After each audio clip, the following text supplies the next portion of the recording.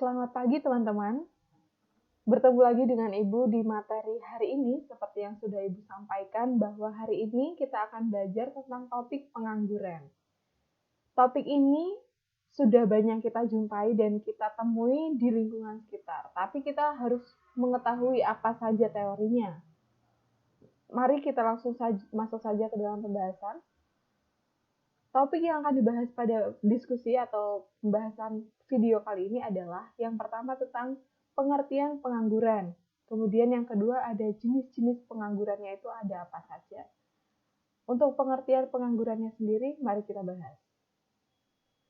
Seseorang dikatakan menganggur atau pengangguran itu terjadi apabila yang pertama, seseorang sedang mencari pekerjaan. Tentu ini menimbulkan suatu waktu yang tidak bisa ditentukan.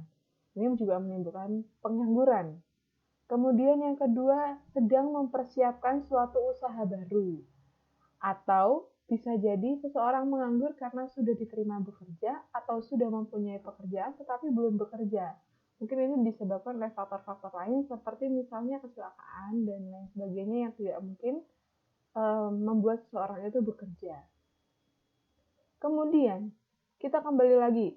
Topik yang dibahas selanjutnya itu ada jenis-jenis pengangguran. Nah, jenis-jenis penganggurannya itu ada apa saja? Ternyata dibagi lagi menjadi dua, teman-teman. Yang pertama menurut sifatnya, kemudian jenis-jenis pengangguran, yang kedua menurut penyebabnya. Kita masuk yang pertama dulu, jenis pengangguran menurut sifatnya. Nah, ini terjadi, yang pertama ini pengangguran ketidakcakapan. Terjadi karena seseorang mempunyai cacat fisik, misalnya seperti memakai kursi roda. Nah, ini membuat seseorang itu sulit diterima di sebuah perusahaan. Kemudian yang kedua, pengangguran terselubung. Ini terjadi karena seringkali tenaga kerja itu terkadang tidak bekerja secara maksimal, sehingga perusahaan juga mempertimbangkan apakah tenaga kerja ini bisa dipertahankan di dalam kinerjanya atau seperti apa. Kemudian yang ketiga ada pengangguran terbuka. Ini terjadi karena kurangnya kesempatan kerja. Ya, ini biasanya terjadi ketika banyak yang mengelamar tapi nyatanya lapangan pekerjaannya sedikit. Itu tadi ada 3 ya teman-teman, pengangguran menurut sifatnya. Kemudian kita kembali lagi ke topik yang pertama. Jenis-jenis pengangguran menurut penyebabnya. Nah, ini apa saja sih sebenarnya? Oke, yang pertama ada pengangguran musiman. Seperti apa pengangguran musiman? Oke, yang pertama ada gambar. Gambar ini menjelaskan suatu kondisi di mana seorang petani padi, petani beras ini sedang mengerjakan sawahnya, bekerja di sawahnya. Kemudian digambarkan padinya hijau, kemudian tergenang air yang bagus dan cuacanya bagus. Lalu apa yang terjadi ketika seperti ini, teman-teman? Nah, ini terjadi kekeringan ya. Ini menimbulkan padinya ini tidak tumbuh. Kemudian akhirnya para petani tidak bekerja seperti ketika padinya hijau dan terisi air. Maka pengangguran musiman ini terjadi karena dipengaruhi adanya iklim dan musim biasanya. Mungkin juga bisa contohnya adalah nelayan, seperti itu. Kemudian pengangguran friksional. Nah, ini sama seperti pengangguran terbuka, terjadi karena kurangnya kesempatan kerja. Kemudian yang ketiga ada pengangguran karena upah yang terlalu tinggi.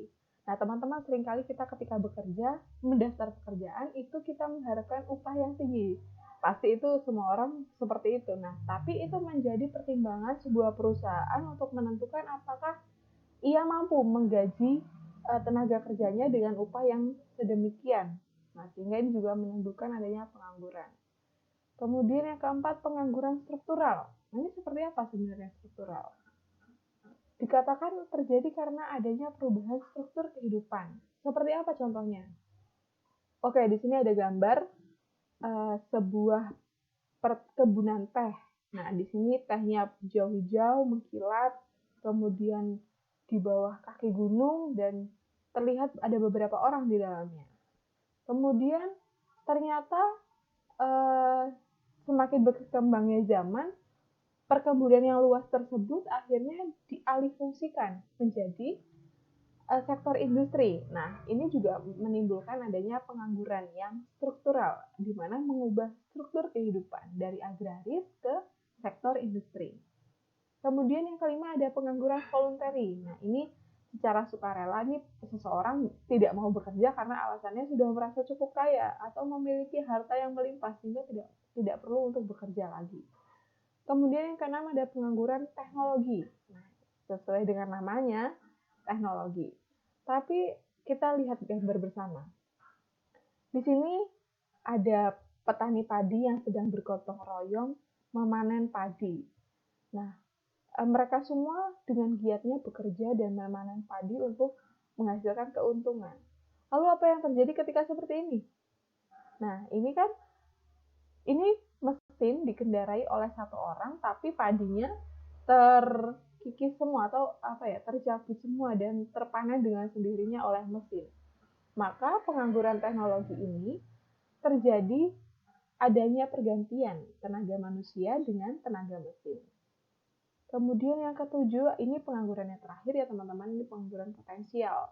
Ini terjadi apabila para pekerja dapat ditarik ke sektor lain tanpa mengurangi outputnya. Nah, itulah jenis-jenis pengangguran. Kita sudah membahas 2 jenis pengangguran. Kemudian sudah membahas juga pengertian pengangguran. Topik kali ini sudah selesai. Teman-teman silakan mencermati Google Classroom apa yang sudah diinstruksikan selanjutnya. Sampai berjumpa kembali di lain waktu. Selamat pagi dan terima kasih.